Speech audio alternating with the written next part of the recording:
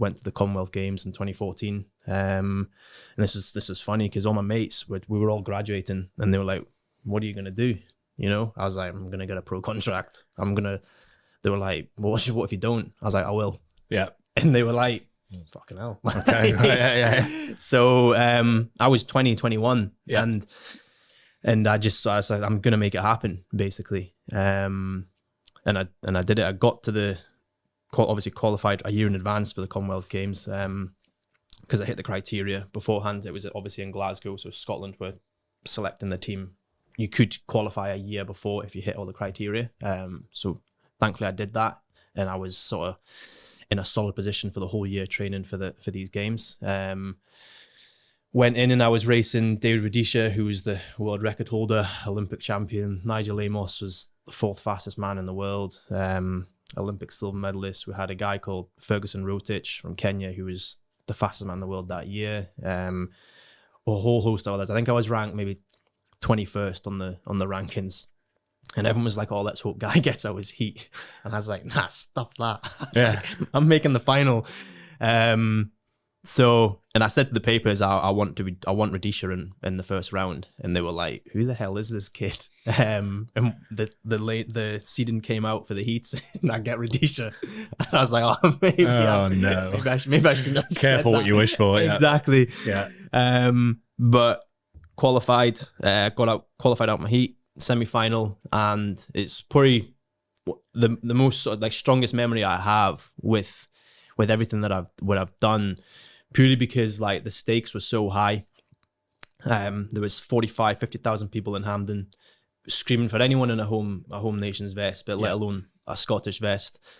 I'm racing against the world record holder at 8-9 o'clock on a I don't even know, Wednesday night, I think it was. Tons of my friends, family, coaches, mum, dad, everyone's in the crowd. And it was an evening race. And just before we get the shuttle to the track, you have to get your bag checked from management, just to make sure you've not forgotten your spikes or anything. You know, they go through everything. Yeah. Believe it or not, these things happen.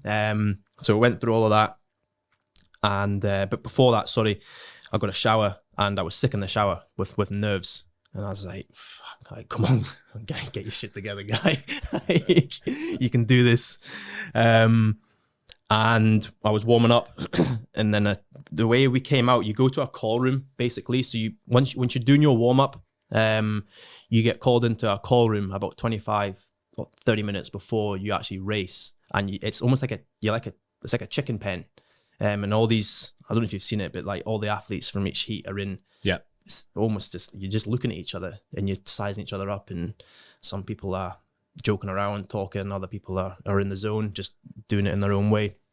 And it's a very, very nerve-wracking experience. I've always loved it because I see a lot of people that would crack up just with sheer nerves, see people shaking, trying to put the pins on, and with the bibs, name bibs and stuff. So I was in this sort of zone, and I was like, I'm going to do this. And the way it was at Hampden, they brought you out about 5-10 minutes before you got brought onto the track, and it kind of just opened up. You're kind of in this sort of tunnel, and you walked up and up this ramp, and you could hear the noise, and it was just insane. And it was obviously in the evening. For some reason, every morning session, evening session was a sellout, but when the lights go down, there's just something different.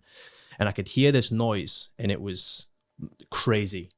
And my heart was just going mental. And it's the one time I've actually felt like a gladiator.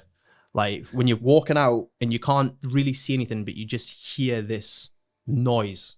And I came out and I was just like, I'm ready to go. Like, and I was just pumping my chest, like arms up in the air. And I had the race of my life. Rudisha was first. Ferguson Rotich, the fastest man in the world, was second. And I was third. And I hung on for the automatic spot, like, for dear life. And I qualified outright for the final. And to me, that was like one of the best performances and best moments I've ever had. And then, you know, the final, I was 6, ran a PB in the final. And it was just like deafening. And that was like the breakthrough moment for me. I signed with New Balance at the time, straight off the back of that. And that kind of got me into this athletics world that kind of set me up for like the next few years, and that was really the start of my journey. But you know, and I've done 2 Commonwealth Games since, and world champs, European champs, everything, and it's like nothing will ever top that moment for me, ever. Peaked too soon. I peaked at 21, mate. I'm now 32. So we had Dan Wallace on as well, who was I know Dan, obviously part of that, and he was saying something similar. I guess it's a bit different because you don't have the into the stadium effect. You're out of the pen into the pool area, and it's probably easier to see faces in the pool, I'd imagine. Yeah. I think for him, he was saying just how much value and power he got from just seeing right there. You can make the face out. Those are the people, home turf, off I go, full send. This is the best experience I'm ever going to have. 100%. And even for my final, like it was eerily quiet when I walked out for some reason. There was a bit of a lull, and someone shouted my name in the crowd, like, just like, come on, guy. And it set a chain because I ran up the back straight, up the home straight, sorry, as opposed to around the bend. And someone shouted my name, and then all of a sudden everyone did.